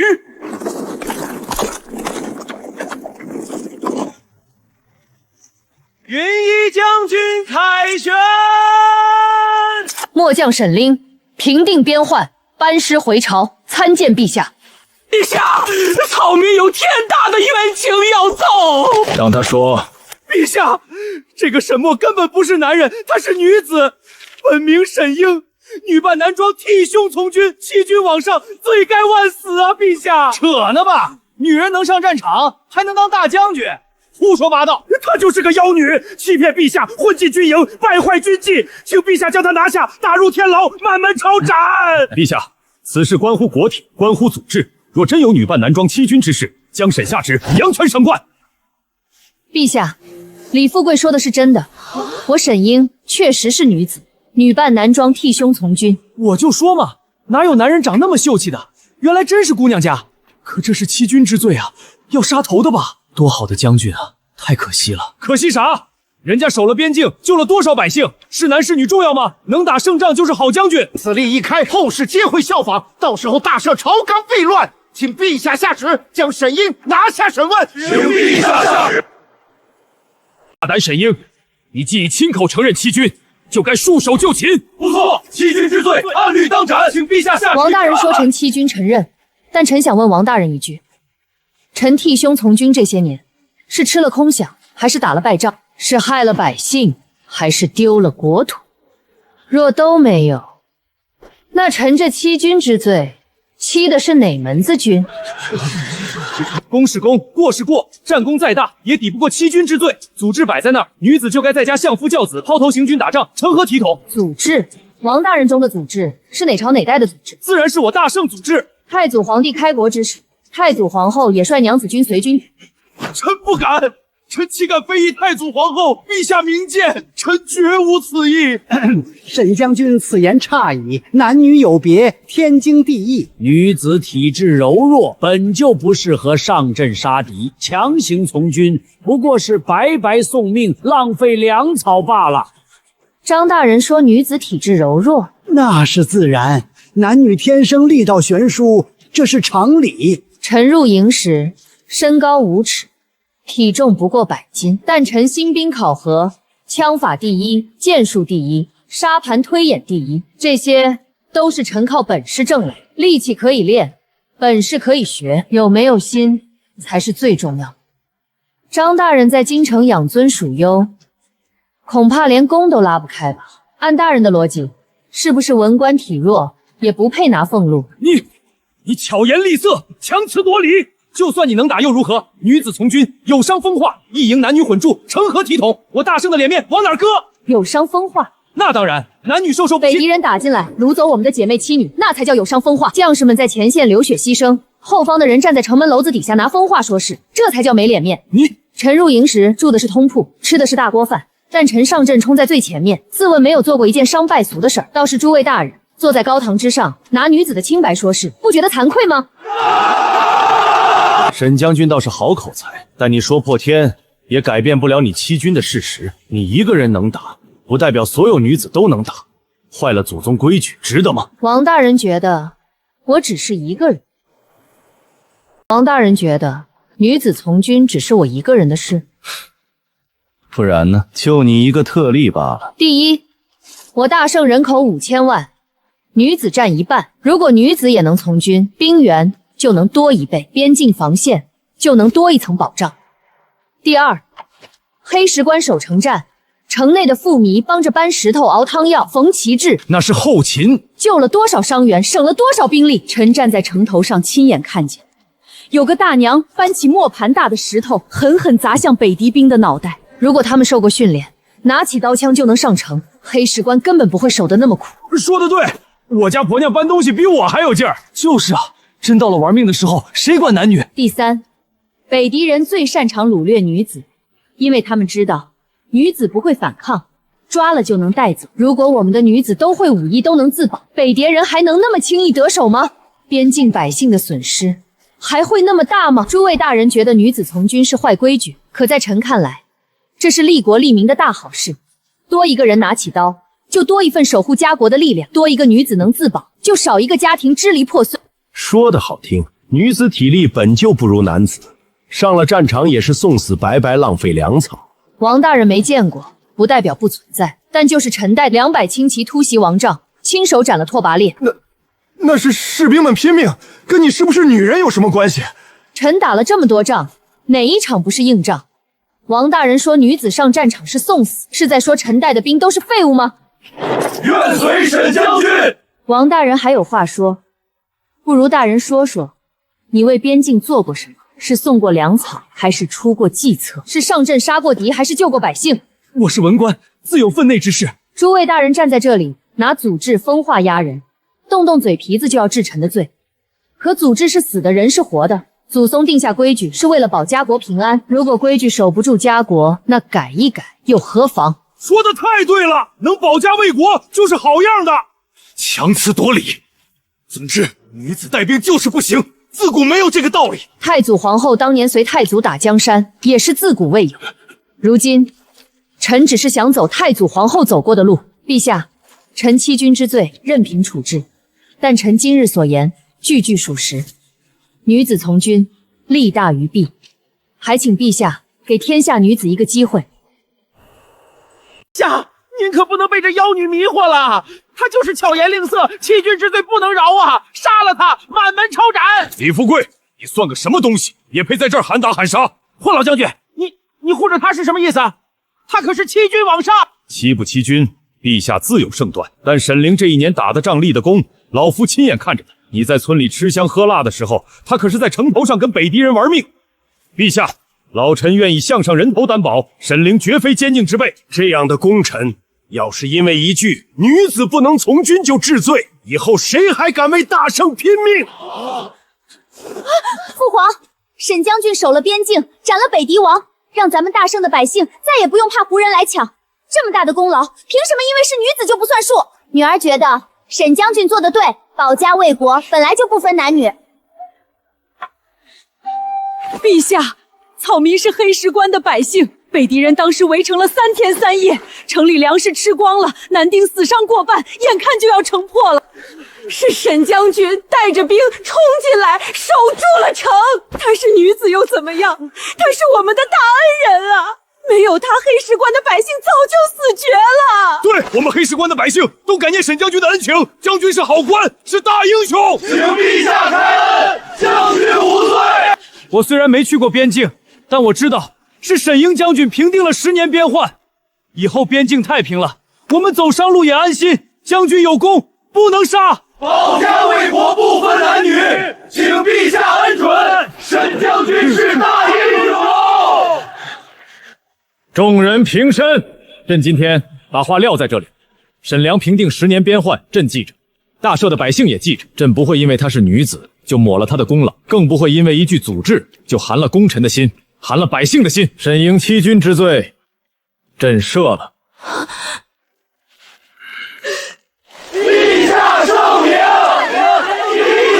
不仅赦了，云英将军之位不变，3品俸禄不变，所有凯旋赏赐照常发放。沈英，抬起头来。朕赦了你的罪，还要赏你黄金、锦缎、宅地、官职，你想要什么，尽管开口，朕都可以准你。陛下，臣不要黄金，也不要宅玉，臣只有一个心愿，请陛下恩准。哦，什么心愿？你说。朕说了，只要你开口都可以准。臣请旨，设立女子军营，名云英营，募天下女子从军，由臣统领的女子，一条堂堂正正的出路。陛下，万万不可啊！女子军营自古未有，这是动摇国本，否极司臣，此乃不祥之兆。请陛下三思，万万不可，祖制不可废啊！你倒是胆子大，朕刚赦了你的罪，你就敢跟朕要一整座军营，就不怕朕反悔？臣之冒昧，但臣以为这不是为了臣自己，是为了大圣的江山，为了边境的百姓。多一支军队，就多一份保障；多一条出路，就多无数可能。哦，你说的好听，可万一练出来的兵不堪一击，浪费粮草，谁来担这个责？臣来，请陛下给臣3个月，臣会练出一支队伍交于陛下检阅。若是不堪用，臣甘愿领罪。云林营就地解散，臣绝无二话。臣今日能站在这里，是因为臣替兄从军，钻了规矩的空子。可天下还有多少女子有本事、有志向，却因为性别连拿起刀枪的机会都没有？好，朕准了。有骨气，即日起设立云英营，正3品建制，募女子从军，由沈英任云英营主将。臣领旨。兵部全力配合，3个月为期，组建训练。3月之后，朕亲自教院。练得好，云岭营扩编，朕重重有赏；练不好，臣提头来见。臣沈凌领旨，定不辱使命。陛下圣明，云英营万岁！太好了！我家闺女从小就爱舞刀弄枪，终于有地方去了。沈将军好样的，真给咱们边境百姓长脸。爹娘大哥，你们看到了吗？这条路我闯开了，从今往后，天下女子都有了一条堂堂正正的路。募女子从军，16至20岁，手手剑剑，月粮2食，赐甲1副，有功即赏。月粮2食。还赐甲，我要是去了，我娘的要钱就有着落了。敢问君爷在哪儿报名啊？那边登记。丫头使不得呀，女人家去当兵，以后还怎么嫁人？名声都坏了。你是第一个来报名的，叫啥？多大了？我叫绣花，18。将军，一天了才17个人，全是来看热闹的。正常，女子从军从古未有，没人敢来很正常。慢慢来，我帮你在医馆附近贴了些告示，有些姑娘家里穷，想挣钱，说不定会来。谢了，谢什么？我以后也是云轮营的医官，营里没人，我也清闲。将军，外面来了好多姑娘，挤了一院子。沈将军，我来报名，我要加入云营。公主，你怎么来了？我怎么不能来？我也要上阵杀敌。战场不是儿戏。我不管，反正我来了就不走了。来人，把公主送回去。我不回去，放开我！想报名可以，但入营之后一视同仁。云阴营没有公主小姐，只有士兵。受不了的现在就走。我受得了，不就是练兵吗？有什么难的？好，登记去吧。将军，这些娇小姐真要啊？能扛住训练就留，扛不住自己就走了。200多个人，真被王大人说对了，凑了一群乌合之众。行，给他们安排营房，就城西那座废弃的旧兵营，兵器就把库里淘汰的旧刀旧枪送去。大人，那旧兵营都荒了好几年了，根本住不了人啊。住不了，那是他们的事。可上头要是问起来，上头哪个上头？王大人那边。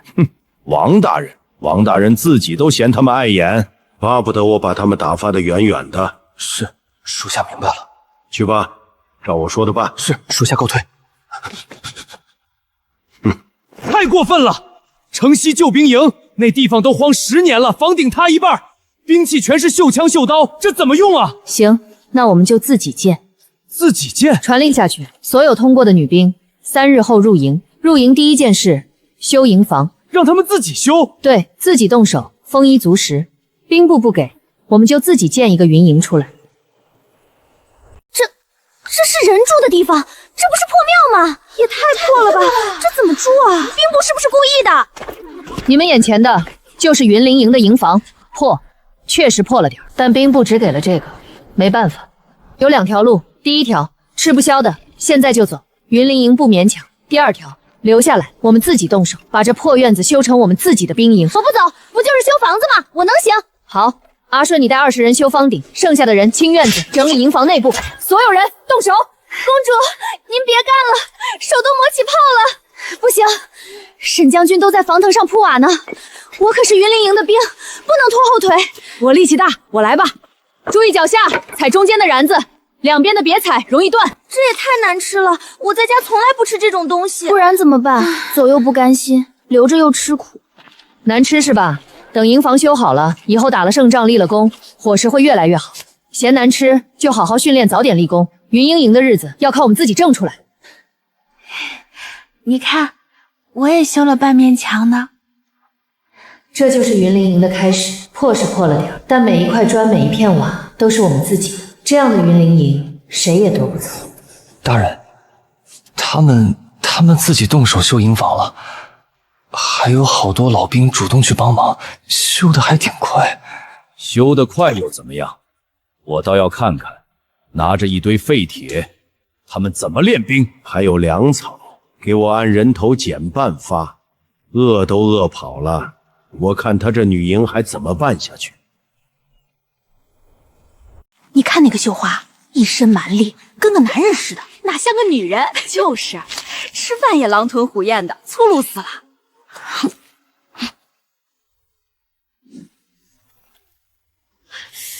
你下手轻点儿！你故意的，你个粗人！吵什么？将军，他故意打我，是他先骂我粗人，还先动手抽我的。军营里吵架，成何体统？两个人围着教场跑10圈，跑完了互相道歉。凭什么？明明是他的错。云灵营里没有公主，只有士兵，吵架就是两个人都有错，还是加练20圈。慢点儿，别摔了。对不住啊，我不该骂你粗人。我也不对，不该用那么大劲儿把你震飞的。都是好姑娘，就是得磨一磨。其实我来当兵是想给我爹翻案，我爹是被冤枉的，我立了功，说不定能求陛下赦免他。我是被逼的，班主要把我卖给老财主当小妾，我跑出来的。当兵至少能堂堂正正做人。以后你们有什么事可以找我，我在京城还是有点面子的。谢谢你啊，公主。叫我安乐就行。都是战友了，叫公主身份。这些姑娘各有各的难处，各有各的故事，但她们走到了一起，拿起了刀枪。以后，她们就都是我的人。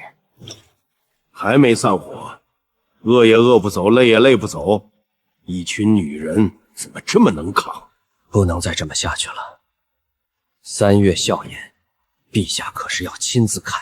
要是他们真练出点样子，陛下就更伤心了。得想个办法，让他们在校阅那天出丑。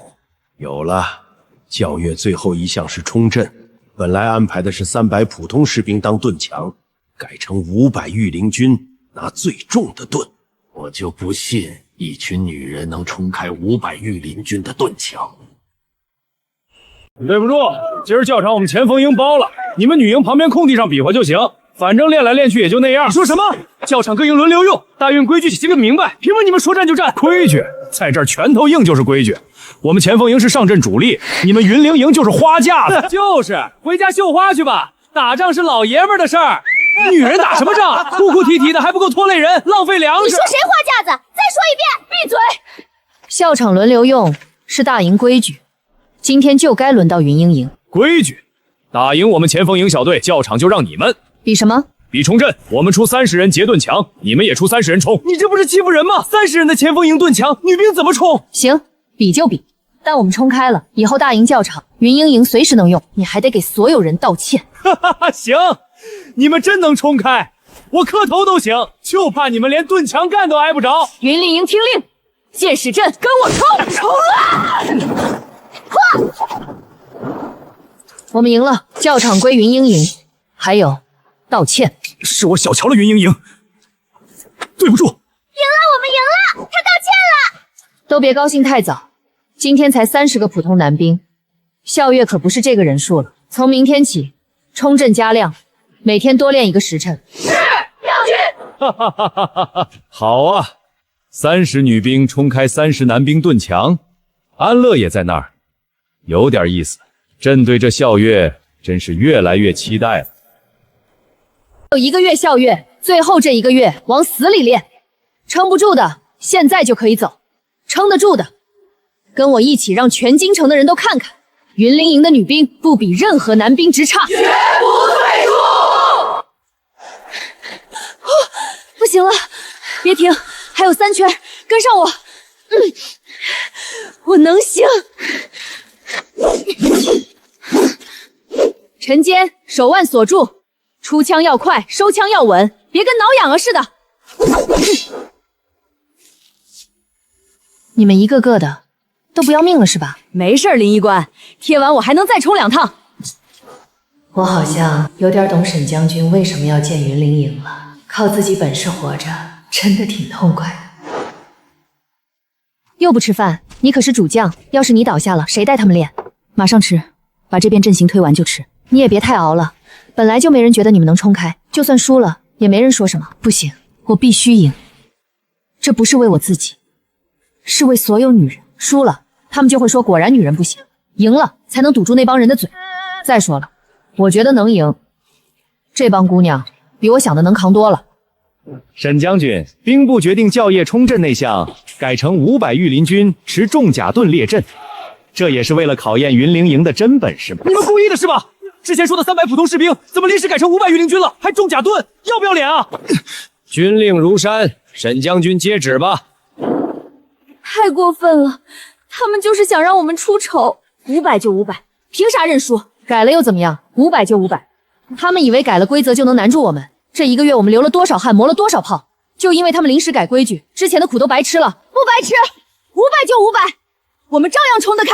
对，练了那么久，不能就这么算了。就是，大不了再多练几天。好，最后3天，咱们改阵型，专门练冲重甲盾的法子。我们不仅要冲开，还要冲得漂漂亮亮的，让所有人都闭嘴。还真是女兵，排得挺齐整啊，不像瞎糊弄的。齐整管啥用？花架子罢了。等会儿真比起来就露怯。我倒要看看这个云鹰营有什么东西。放！好好剑法，太准了，这比男兵射的都好啊！好剑法，不容易，才3个月练成这样。沈营带兵真有两下子，射得准，站得起有啥用？真上战场得能冲能打，等会儿冲营有他们哭的。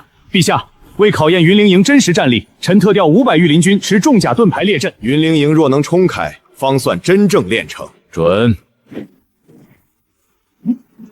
我的天，500御林军还重甲盾，这怎么冲啊？兵部故意的吧？明摆着欺负人！陛下，这看看再说。云营营的姐妹们在！3个月前，我们站在一片破院子里，拿的是锈枪，吃的是减半的口粮。那时候女人都说我们不行，撑不了几天就得散伙。但今天站在全京城百姓面前，我们就让所有人看看，女人不仅能打仗，还能冲开最硬的盾墙。跟我冲！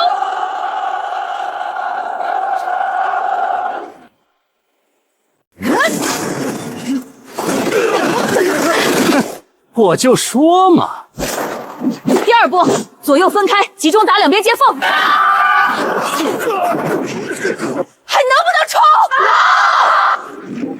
陛下，臣早就说过，女子体力有限，冲阵这种事儿还是得男兵来。云灵营能练成这样已经不错了，但毕竟……最后一步，所有人别冲！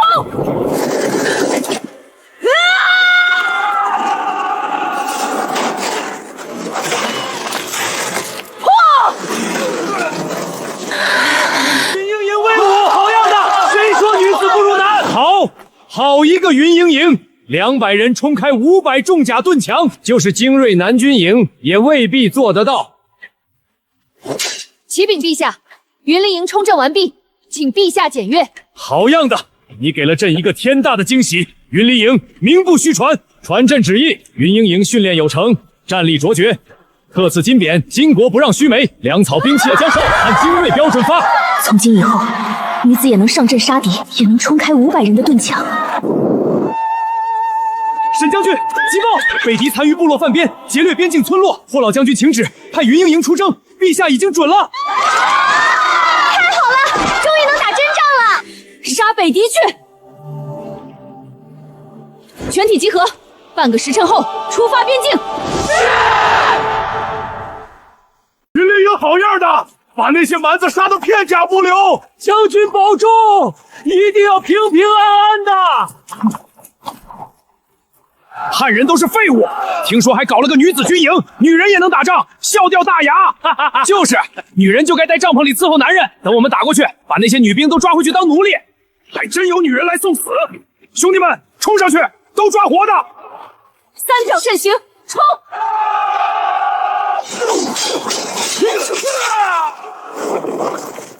怎么可能？女人怎么会这么能打？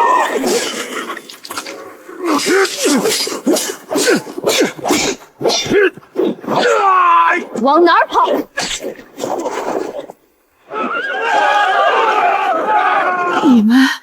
你们是姑娘家？婆婆，我们是云营营的，北敌人都被打跑了，你们安全了。谢谢将军，谢谢姑娘们，你们是活菩萨呀！乡亲们都起来吧，保家卫国本来就是我们该做的。传令下去，一半的打扫战场，剩下的救治受伤的乡亲。北敌人还会再来，云营营就守在这儿，直到边境彻底太平。好，云灵营3战3捷，扬我国威。传旨下去，所有女兵官升1级。看来云灵营确实厉害，以后还是不针对他们了。陛下，云灵营驻守边境，3战3捷，边境百姓都夸他们，各地报名女子从军的人也越来越多。臣以为云灵营已经成了规模，女子从军这条路走得通，请陛下下旨开设女子5科，选拔女将，充实边防。好，朕早就有这个意思了。传旨，即日起开设女子5科，每3年1次，考射术、骑术、兵法策论，考中的按名次授官，编入云灵营或者各边军。我大圣的女子也能凭本事封侯拜将。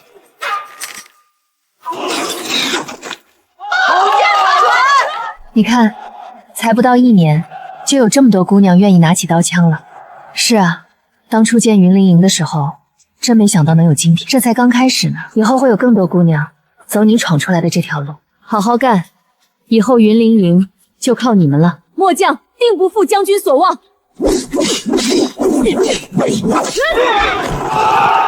哈哈哈，好啊！我祖母当年没做成的事，你做成了。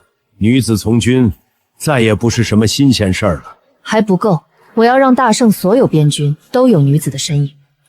呵呵，你呀，胃口还不小。娘，我以后也要当女将军。好啊，咱们楠楠好好吃饭，好好长大，争取以后也像沈元帅一样厉害。沈英平定边固有功，升任正一品兵马大元帅，统帅云英营及西北3路军。谢陛下隆恩，臣定当恪尽职守，守我大圣疆土。从替兄从军的无名小卒，到统帅3军的兵马大元帅，这条路我走了12年，以后还会有千千万万个姑娘接着走下去。伯母，快尝尝京城最火那家的桂花糕，超好吃。哎呦，你这孩子太客气了。小英，你瞅瞅现在一大家子热热闹闹的，咱爹要是还在，指不定乐成啥样。他要是见着云英营那帮姑娘，下巴都得惊掉。那倒是。